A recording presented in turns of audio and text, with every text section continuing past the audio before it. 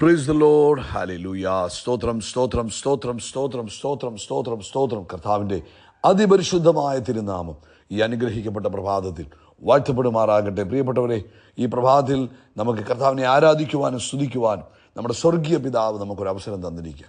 ഇത് പാഴാക്കി കളയരുത്. സമയം തക്കത്തിൽ ഉപയോഗിക്കണം.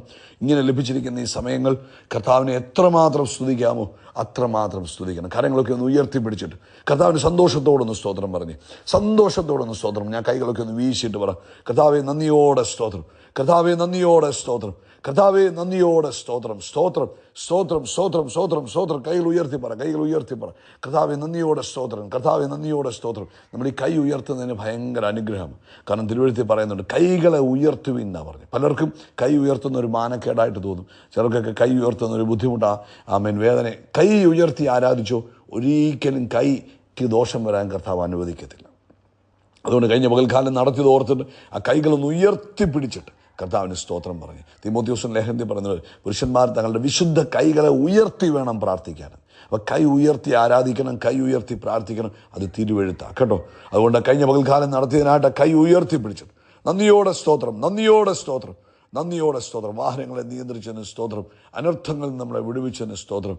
ശത്രു ഒരുക്കിയ പല കെണികളുണ്ടായിരുന്നു, അതിനകത്തുനിന്നൊക്കെയും കർത്താവ് നമ്മളെ അത്ഭുതകരമായി വിടുവിച്ചതിന് കൈകൾ ഉയർത്തി ഒന്നുകൊണ്ടെന്ന് സ്തോത്രം പറഞ്ഞു. സ്തോത്രം സ്തോത്രം സ്തോത്രം സ്തോത്രം. രാത്രികാലം നല്ലവണ്ണം ഉറങ്ങാൻ കർത്താവ് കൃപ തന്നില്ലേ? നിങ്ങൾ ഇന്നലെ രാത്രിയിൽ ഉറങ്ങിയോ? കർത്താവിന് എത്ര സ്തോത്രം പറഞ്ഞാൽ ഒക്കും. കാരണം അനേകർക്ക് ഉറങ്ങാൻ കഴിയാതിരുന്നപ്പോൾ കർത്താവ് നിങ്ങൾക്ക് ഉറക്കം തന്നില്ലേ? ആ കൈ ഉയർത്തി പിടിച്ചിട്ട് കർത്താവിന് സ്തോത്രം പറ. സ്തോത്രം സ്തോത്രം സ്തോത്രം സ്തോത്രം സ്തോത്രം. ആരോഗ്യത്തോടെ സൗഖ്യത്തോടെ എഴുന്നേൽപ്പിച്ച ദൈവത്തിൻ്റെ വിശ്വസ്തതയ്ക്കായിട്ട് കൈകൾ ഉയർത്തിപ്പിടിച്ചിട്ട് സ്തോത്രം പറ. അനേകർ കിടന്നുറങ്ങി, പക്ഷെ ഉണർന്നില്ല. അനേകർ പല ബുദ്ധിമുട്ടുകളിലായിപ്പോയി. കൃപയാൽ നമുക്ക് ഉണരുവാൻ കർത്താവ് ഭാഗ്യം തന്നു. അങ്ങനെയാണെന്ന് ബോധ്യമുണ്ടെങ്കിൽ നിങ്ങളുടെ കൈകളെ ഉയർത്തിയിട്ട് ഒന്നുകൂടെ സ്തോത്രം പറഞ്ഞ്, കർത്താവിന് സ്തോത്രം, കർത്താവിന് സ്തോത്രം, കർത്താവിന് സ്തോത്രം. അങ്ങ് എന്നെ ഉണർത്തിയത്, അങ്ങ് എന്നെ എഴുന്നേൽപ്പിച്ചത്, ഞാനതിന് സ്തോത്രം ചെയ്യുന്നു. ഈ പകൽക്കാലം ക്രിസ്തുയേശുവിൽ നമ്മളെ ജയത്തോടെ നടത്തുകയും നമ്മൾ ചെല്ലുന്നിടത്തൊക്കെയും കർത്താവിൻ്റെ പരിജ്ഞാനത്തിൻ്റെ വാസന വെളിപ്പെടുത്തുകയും ചെയ്യുന്ന കർത്താവിന് വീണ്ടും കാര്യങ്ങൾ ഉയർത്തി സ്തോത്രം പറഞ്ഞാണ്ട് സ്തോത്രം സ്തോത്രം സ്തോത്രം സ്തോത്രം സ്തോത്രം സ്തോത്രം സ്തോത്രം. കർത്താവെ, അങ്ങേ ഞങ്ങൾ ആരാധിക്കുന്നു, അങ്ങേക്ക് നന്ദി പറയുന്നു, അങ്ങയുടെ കരുണയ്ക്കായിട്ട് സ്തോത്രം ചെയ്യുന്നു, അങ്ങയുടെ ദയയ്ക്കായിട്ട് സ്തോത്രം ചെയ്യുന്നു, അങ്ങയുടെ വാത്സല്യത്തിനായിട്ട് സ്തോത്രം ചെയ്യുന്നു. 139 സങ്കീർത്തനം അതിൻ്റെ 13 വാക്യത്തിൽ ഇങ്ങനെ പറയുന്നത്, കർത്താവല്ലോ എൻ്റെ അന്തരങ്ങളെ നിർമ്മിച്ചത്, എൻ്റെ അമ്മയുടെ ഉദരത്തിൽ കർത്താവ് എന്നെ മെടഞ്ഞു. 14 ഭയങ്കരവും അതിശയവുമായി എന്നെ സൃഷ്ടിച്ചിരിക്കുകയാൽ ഞാൻ കർത്താവിന് സ്തോത്രം ചെയ്യുന്നു.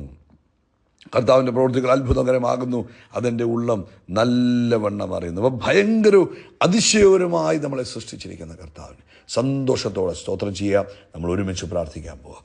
പിതാവേ, ഞങ്ങൾ യേശുക്രിസ്തുവിൻ്റെ നാമത്തിൽ അങ്ങയുടെ പൊന്മുഖത്തേക്ക് നോക്കുക. കഴിഞ്ഞ പകൽക്കാലം ഞങ്ങളെ കാത്തു പരിപാലിച്ചു, സ്തോത്രം. രാത്രി നല്ല ഉറക്കം തന്നു, സ്തോത്രം. ആരോഗ്യത്തോടെ ഉണർത്തി, സ്തോത്രം. ഈ പകൽക്കാലം അങ്ങ് ഞങ്ങളെ ജയോത്സവമായി അങ്ങയുടെ മഹിമയ്ക്കകത്ത് ഞങ്ങളെ കൊണ്ട് നടക്കുന്നതിന് സ്തോത്രം. ഈ ശബ്ദം കേൾക്കുന്ന എല്ലാവർക്കുമായി സ്തോത്രം ചെയ്യുക കർത്താവെ. ഇന്ന് ഈ പ്രഭാതത്തിൽ ഈ ദിവസം ലോകത്തിൻ്റെ വിവിധ ഇടങ്ങളിൽ ഇരുന്നു കൊണ്ട് ഈ സന്ദേശം കേൾക്കുന്ന എല്ലാവരെയും അനുഗ്രഹിക്കുക കർത്താവായ യേശു ക്രിസ്തുവിൻ്റെ നാമത്തിൽ. ഇവരെ ഞങ്ങൾ ബ്ലെസ് ചെയ്യുന്നു. ഇവരുടെ മേൽ അങ്ങയുടെ വലിയ ഫേവർ ഇപ്പോൾ വ്യാപരിക്കട്ടെ. ഇവരുടെ മേൽ അങ്ങയുടെ വലിയ ഗ്രേസ് ഉണ്ടാകട്ടെ. ഇവരുടെ മേൽ അങ്ങയുടെ സമാധാനം നിറഞ്ഞു കവിയട്ടെ. ഇവരിന്ന് ഏത് വിഷയത്തിൽ ഇവരുടെ ഹൃദയത്തിനകത്ത് ഭാരമുണ്ടോ, നിരാശയുണ്ടോ, അതൊക്കെ ഇപ്പോൾ യേശുവിൻ്റെ നാമത്തിൽ മാറിപ്പോകട്ടെ. സ്വർഗീയ സമാധാനത്താൽ നിറയട്ടെ. സ്വർഗീയ പ്രത്യാശയാൽ ഇവർ നിറയട്ടെ. സ്വർഗീയ സന്തോഷം ഇവരുടെ ജീവിതത്തിൽ ഓവർഫ്ലോ ചെയ്യട്ടെ. കർത്താവേ, ദൈവരാജ്യത്തിലെ സന്തോഷം അൺസ്പീക്കബിൾ ജോയ് ആണല്ലോ. യേശു ക്രിസ്തുവിൻ്റെ നാമത്തിൽ ആ അൺസ്പീക്കബിളായ ജോയ് ഇവരുടെ ഉള്ളിൽ നിറഞ്ഞു കവിയുന്നതിനായിട്ട് സ്തോത്രം. പ്രത്യേകിച്ച് ഇപ്പോൾ രോഗികൾ സൗഖ്യമാകട്ടെ യേശു ക്രിസ്തുവിൻ്റെ നാമത്തിൽ. എല്ലാ ട്യൂമറുകളും അപ്രത്യക്ഷമായി പോകട്ടെ. എല്ലാ ട്യൂമറുകളും അപ്രത്യക്ഷമായി പോകട്ടെ. തൈറോയിഡിലുണ്ടെന്ന് പറയുന്നത്, ഹല്ലേലൂയ, ബ്രസ്റ്റിലുണ്ടെന്ന് പറയുന്നത്, കിഡ്നിയിലുണ്ടെന്ന് പറയുന്നത്, അങ്ങനെ എന്തു തന്നെയായാലും ശരീരത്തിൻ്റെ എവിടെയാണെന്ന് പറഞ്ഞാൽ ഇപ്പോൾ നസ്രയനായ യേശുവിൻ നാമത്തിൽ ആ ട്യൂമറുകൾ വേരോടെ പറഞ്ഞ് ചാടിപ്പോകാൻ കൽപ്പിക്കും. പൂർണ്ണ സൗഖ്യം തന്നെ കുഞ്ഞുങ്ങളുടെ മേൽ വന്നിരിക്കുന്നതിന് സ്തോത്രം ചെയ്യുന്നു. അതുപോലെ കർത്താവെ, ജോലിയില്ലാത്തവർക്കായിട്ട് ഞങ്ങൾ പ്രാർത്ഥിക്കുന്നു. കർത്താവ് അത്ഭുതകരമായ വഴികളെ തുറക്കണമേ. സാമ്പത്തികമായ ഞെരുക്കങ്ങളിലൂടെ പോകുന്നവരെ വിടുവിക്കണമേ. ഇന്ന് പ്രഭാതത്തിൽ അങ്ങയുടെ മഹിമ തൻ്റെ കുഞ്ഞുങ്ങളുടെ മേൽ വെളിപ്പെടട്ടെ. അതുപോലെ കർത്താവെ, ഞങ്ങൾ പ്രാർത്ഥിക്കുന്നു, ഓരോരുത്തരുടെ ആവശ്യങ്ങളിലും അങ്ങയുടെ കൃപയുണ്ടാകട്ടെ. കർത്താവ് കരുതുന്ന ദൈവമാകിയാൽ സ്തോത്രം. ലോകത്തെമ്പാടും കർത്താവിന് വേല ചെയ്യുന്ന അഭിഷക്ത ദാസിദാസന്മാരെ അനുഗ്രഹിക്കണം. അതുപോലെ കർത്താവെ, വൈകിട്ടത്തെ നമ്മുടെ മീറ്റിംഗ് ഏറ്റവും ബ്ലസ്ഡ് ആയി തീരുവാൻ സഹായിക്കണം. യേശു ക്രിസ്തുവിൻ നാമത്തിൽ തന്നെ. ആമേൻ, ആമേൻ, ആമേൻ. കർത്താവ് നിങ്ങളെ അനുഗ്രഹിക്കട്ടെ. പ്രിയപ്പെട്ടവരെ, ഇന്ന് രാത്രി ഇന്ത്യൻ സമയം 9:30 നമുക്കൊരു അസാധാരണമായ മീറ്റിംഗ് ഉണ്ടായിരിക്കും. നിങ്ങൾ നിശ്ചയമായിട്ടും അതിൽ പങ്കെടുക്കണം. നിങ്ങൾ ഇതുവരെ പങ്കെടുത്തിട്ടില്ലെങ്കിൽ ഇന്ന് നിങ്ങൾ പങ്കെടുക്കണം. നിങ്ങളെന്നും പങ്കെടുക്കുന്നവരാണെങ്കിൽ കുറച്ചുകൂടെ സമയം നേരത്തെ പങ്കെടുക്കാൻ ശ്രമിക്കണം. നിങ്ങൾക്കൊരു കാര്യം ചെയ്യാം, നിങ്ങളുടെ മൊബൈലിൽ ഇപ്പോൾ തന്നെ ഒരു അലാം സെറ്റ് ചെയ്യാം, ഒരു റിമൈൻഡർ വെക്കാം. ഇന്ത്യൻ സമയം 9:30 കർത്താവ് അനുവദിച്ചാൽ ആരംഭിക്കും. നിങ്ങളുടെ പ്രാർത്ഥനാ വിഷയങ്ങളെ അറിയിക്കാം. സെയിം ടൈമിൽ നിങ്ങളുടെ ജീവിതത്തിൽ കഴിഞ്ഞ കാലങ്ങളിൽ കർത്താവ് ചെയ്ത ടെസ്റ്റ് മണികൾ, അത്ഭുതങ്ങൾ അറിയിച്ചാൽ അത് നമുക്ക് കേൾപ്പിക്കാൻ കഴിയും. പ്രാർത്ഥിക്കണമെന്ന് പകൽക്കാലം അനേകരോട് പറയുകയും ചെയ്യണം. യോഹന്നാന്റെ സുവിശേഷം 1-ാം അധ്യായം 13-ാമത്തെ വാക്യമാണ് നമ്മളിന്ന് വായിക്കുന്നത്.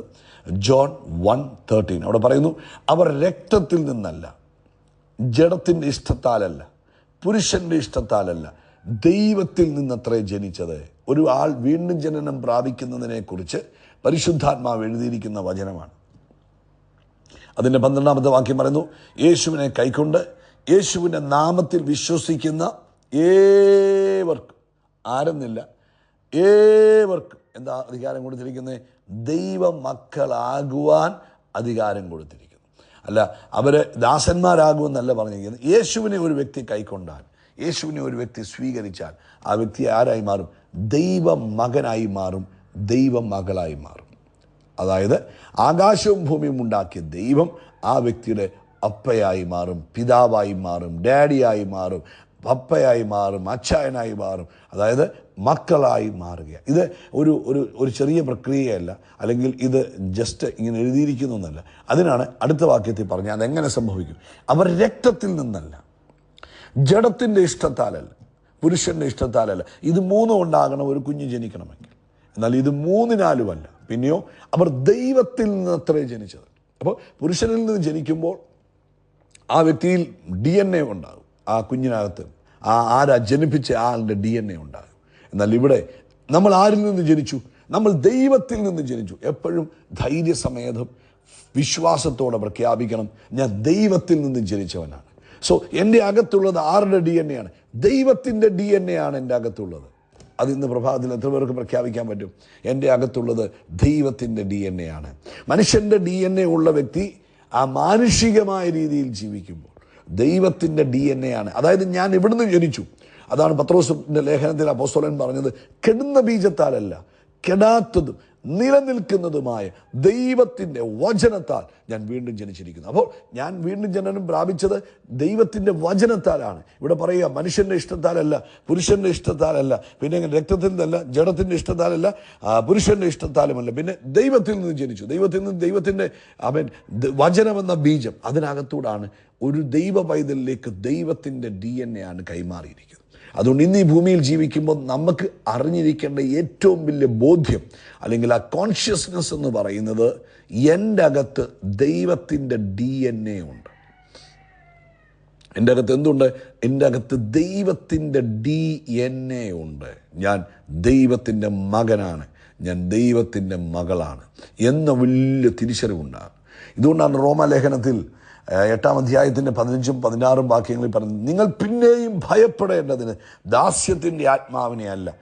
അബ്ബ എന്ന് പറഞ്ഞാൽ അരാമിക് വാക്കിൽ ഏറ്റവും ഒരു പിതാവിനെ ഏറ്റവും വാത്സല്യത്തോടെ വിളിക്കുന്ന വാക്കാണ്. അബ്ബ, പിതാവേ എന്ന് വിളിക്കുന്ന പുത്രത്വത്തിൻ്റെ ആത്മാവിനെ അത്രയും നാം പ്രാപിച്ചു. അപ്പോൾ നമുക്ക് DNA, ദൈവത്തിൻ്റെ DNA നമ്മുടെ അകത്ത് വന്നു. നമ്മുടെ അകത്ത് പുത്രത്വത്തിൻ്റെ ആത്മാവ് വന്നു. അതുകൊണ്ടാണ് അടുത്ത വാക്യം പറയുന്നത്, നാം ദൈവത്തിൻ്റെ മക്കളെന്ന് ആത്മാവ് താനും നമ്മുടെ ആത്മാവോടുകൂടെ സാക്ഷ്യം പറഞ്ഞു. എപ്പോഴും ദൈവത്തിൻ്റെ ആത്മാവ് നമ്മുടെ ആത്മാവോട് പറഞ്ഞുകൊണ്ടിരിക്കുക, നീ ദൈവത്തിൻ്റെ മകനാ, നീ ദൈവത്തിൻ്റെ മകളാ, നീ ദൈവത്തിൻ്റെ മകനാ, സാക്ഷ്യമാ, നീ വീണ്ടും ജനനം പ്രാപിച്ചതാ, നിന്റെ അകത്ത് ദൈവത്തിൻ്റെ DNA ആണുള്ളത്. എപ്പോഴും പരിശുദ്ധാത്മാവ് ഇങ്ങനെ നമ്മളോട് പറഞ്ഞുകൊണ്ടിരിക്കുക, നീ തോറ്റു പോകത്തില്ല, നീ തളർന്നു പോകേണ്ട ആവശ്യമില്ല, നീ പരാജയപ്പെട്ടു പോകാനുള്ളതല്ല, നീ മുന്നേറുവാനുള്ളവനാണ്, നീ ഉയർച്ച പ്രാപിക്കുവാനുള്ളവനാണ്, നീ ചൂരച്ചൻ്റെ തണലിൽ കിടന്നുകൊണ്ട് മതി കർത്താവേ എന്ന് പറയാനുള്ളവനല്ല, നീ മുന്നേറുവാൻ ദൈവം നിന്നെ വിളിച്ചതാണ്, നീ ഉയരുവാൻ ദൈവം നിന്നെ വിളിച്ചതാണ്, നീ കഴുകനെ പോലെ ചിറകടിച്ച് ഉയരാനുള്ളവനാണ്. കാരണം നിന്റെ അകത്തുള്ളത് ദൈവത്തിൻ്റെ DNA ആണ്, നിന്റെ ഉള്ളിലുള്ളത് പുത്രത്വത്തിൻ്റെ ആത്മാവാണ്. നീ താഴോട്ടല്ല, നീ മുന്നോട്ട് പോകാൻ ദൈവം നിന്നെ വിളിച്ച ഈ വലിയ ബോധ്യം ഓരോ ദൈവ പൈതലിൻ്റെ അകത്തുണ്ടാകണം. ഇന്ന് പരിശുദ്ധാത്മാവ് നമ്മളോട് പറയുന്നത് ഇതേ കാര്യമാണ്. മോനെ, നീ ദൈവ പൈതല, നീ മുന്നേറും, നീ ഉയർച്ച പ്രാപിക്കും, നീ അനുഗ്രഹം പ്രാപിക്കും. നിനക്കൊന്നും അസാധ്യമായി തീരത്തില്ല. കാരണം നിൻ്റെ അകത്ത് ദൈവത്തിൻ്റെ DNA ഉള്ളത്. ഇതൊന്ന് ധ്യാനിക്കണം ഇന്ന് പൽക്കാലം. ഇന്നത്തെ പൽക്കാലം നടപ്പിലും ഇരുപ്പിലും എല്ലാം പറഞ്ഞു, ഞാൻ ദൈവത്തിൻ്റെ മകനാണ്, ഞാൻ ദൈവത്തിൻ്റെ മകളാണ്, എൻ്റെ അകത്ത് ദൈവത്തിൻ്റെ DNA ആണ്. ഇത് തന്നെ ഒന്ന് പറഞ്ഞുകൊണ്ട് നടക്കുക കേട്ടോ. കർത്താവ് നിങ്ങളെ ഈ പകൽക്കാലം ഒരു അത്ഭുത വിഷയമാക്കി മാറ്റും. യേശു ക്രിസ്തുവിൻ്റെ നാമത്തിൽ അത്ഭുതങ്ങൾ നടക്കും, അടയാളങ്ങൾ നടക്കും, വീര്യപ്രവൃത്തികൾ നടക്കും. നമ്മൾ വിശാലമാകും, ഉയർച്ച പ്രാപിക്കും, എല്ലാവർക്കും ഭയമായി മാറും. We are blessed, we are really blessed, we are permanently blessed and highly favoured. കൈ ഉയർത്തി പറ, ഞാൻ ദൈവ പൈതലാണ്, എൻ്റെ അകത്ത് ദൈവത്തിൻ്റെ DNA ഉണ്ട്, എൻ്റെ അകത്ത് ദൈവത്തിൻ്റെ ആത്മാവ്, പുത്രത്വത്തിൻ്റെ ആത്മാവാണ് വന്നിരിക്കുന്നത്. ഞാൻ ഭയപ്പെടേണ്ടത് ആവശ്യമില്ല. ഞാൻ അബ്ബാ പിതാവേ എന്ന് വിളിക്കുന്ന പുത്രത്വത്തിൻ്റെ ആത്മാവാണ് എൻ്റെ ഉള്ളിലുള്ളത്. ഇത് തന്നെ എന്ന് പറയണം കേട്ടോ. കർത്താവ് അനുഗ്രഹിക്കട്ടെ.